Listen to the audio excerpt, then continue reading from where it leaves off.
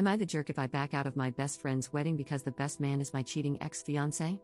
Posted by you/Liathelium. Jump into the worst week of my life? I was with my ex-fiancé for 6 years, loved him with every fiber of my being, and had our wedding planned for August. I turned down a job offer so I could move with him for his next Air Force assignment.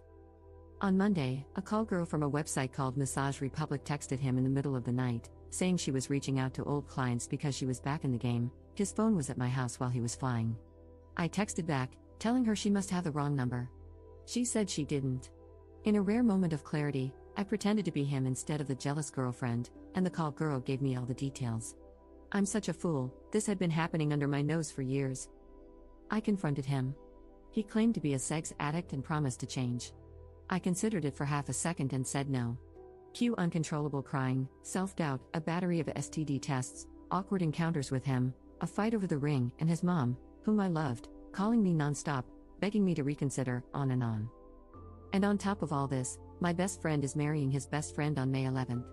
The groom doesn't want to rock the boat by picking a new best man.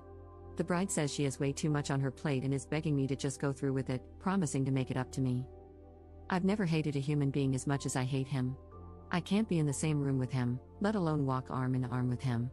I understand that the whole wedding doesn't need to fall apart just because I'm upset, but I just want to skip it, spend the day downing the leftover Percocets from my wisdom tooth operation, F as many Tinder dudes as I can find who don't mind that I haven't showered, and burn all his crap.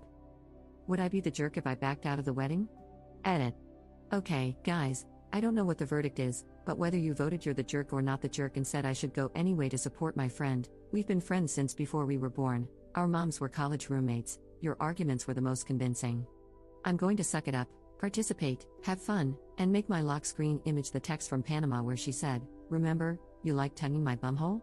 So when I get sad, I have an instant reminder of who he really is. And then, when it's all over, I'm going to scream myself hoarse and beat the ever-living crap out of my pillows. If I can update a week from now, I will. I still have a lot of reading to do, so thank you all for commenting.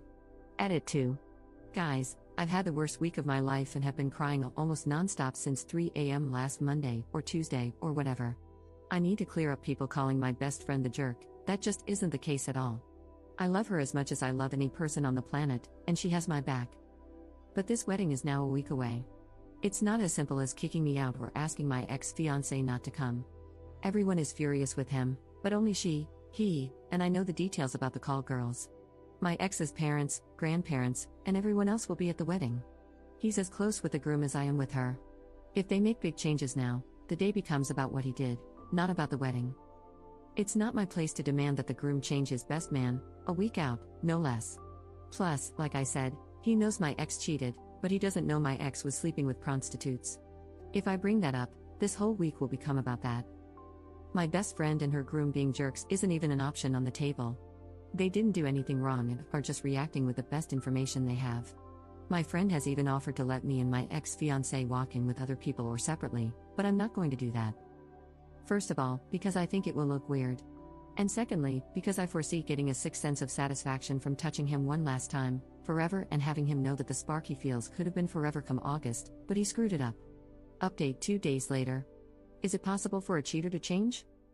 This is almost an indescribable situation because if you had asked me last Sunday, I would have told you I had a perfect relationship.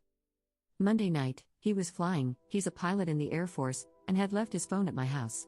In the middle of the night, it buzzed. It was a call girl named Panama who had quit for a while and was reaching out to old clients because she needed money. I logged into his phone, we share passwords on almost everything, and initially told her she had the wrong number, but far too much of what she said was identifiable to him. I confronted him when he got home, and he didn't try to deny it at all. He confessed that he had seen 2 separate call girls for about a year, sometimes at the same time. He claims he's a sex addict and has been in treatment for about a year. I knew he was in counseling, but I thought it was for grief over a friend of his dying overseas. He promises me that he hasn't seen either of the girls for 18 months and that it's the only time he's ever cheated in the 6 years we've been together. Last week, I was livid. I couldn't stand to be around him, lest I might do things I would regret. Last night, in a moment of weakness, I called him because I just wanted to hear it from him one more time, why he did it, why he needed call girls. I was so open to trying anything in bed, just why? And the truth is, I miss him so much it's killing me, so a part of me just wanted to hear his voice and know that he's alive in this world. We ended up having the friendliest conversation we've had since I found out, over the course of about 4 hours. The reality is, I still love him. I love everything about him, except the call girls part.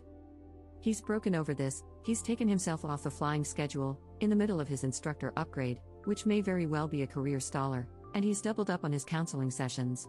He hasn't lied to me, he hasn't yelled at me, he hasn't blamed me for anything. I guess if there's a right way for a cheater to act, he's doing it. All of this is complicated because we are scheduled to be maid of honor/best man in our respective best friends' wedding this coming Saturday. Both of us agree that we don't want our drama to get in the way of their big day, so while we aren't going together, we are going to put on our happy faces for the 4 minutes we have to be around each other. But I'm worried I'm going to break when I see him tall, glorious, and handsome in his tux. I am so devastated. I don't know what to do. I miss him more than I miss any other person, but I also hate him more than I hate any other person. What in the hell should I do? Can a cheater ever change? Second update 6 days later. I've logged into this throwaway a couple of times over the past weekend, honest to God, have 50 DMs and comments asking me to update, so here goes. Some of you may also know that my story got featured on major news websites and blogs. It was crazy. I left way too much identifiable info in my post, so pretty much my entire social circle knew it was me, and that was also how most everyone figured out my ex had been cheating. We had a meeting among the 4 of us to decide whether or not to proceed. We pretty much agreed that not showing up would cause more drama and whispers than if we did, so we decided to be civil and stay in our respective places. But having to spend that hour or so in the same room with him just filled me with adrenaline and pure rage.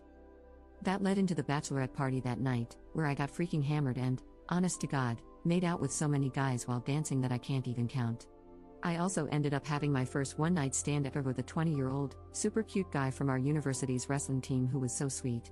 I'm not proud of doing that, but I'm also not ashamed either because it made me feel desirable, almost like I was going into the wedding day and rehearsal with some parody, like, hey, I can be naughty too. X and I were, of course, paired up at rehearsal, and I hate to admit this, but we had an absolute blast with each other. It wasn't a mistake that we had such a great and fun relationship, we are very compatible. It probably also worked because we were able to put the issue aside and focus on something else. The wedding was very much the same way. We walked arm in arm down the aisle with big, beaming, and genuine smiles because we were there for our friends.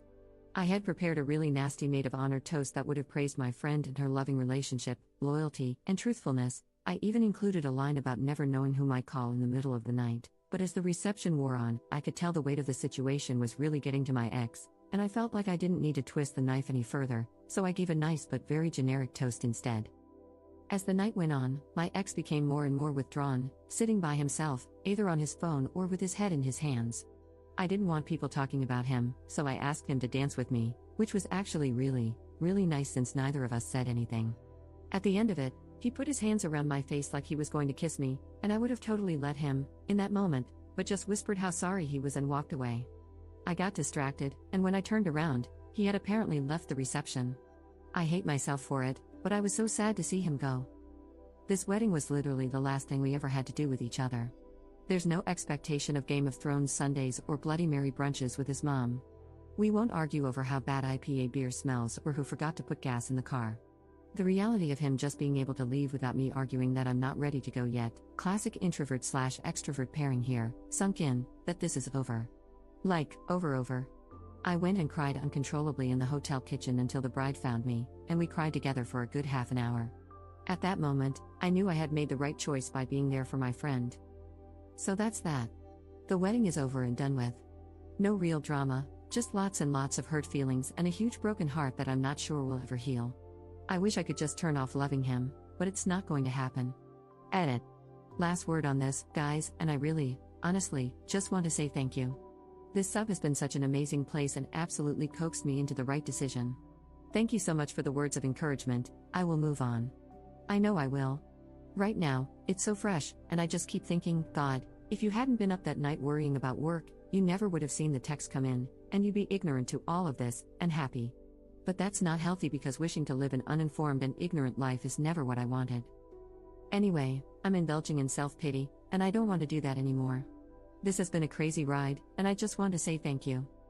And Fox News, you kinda suck.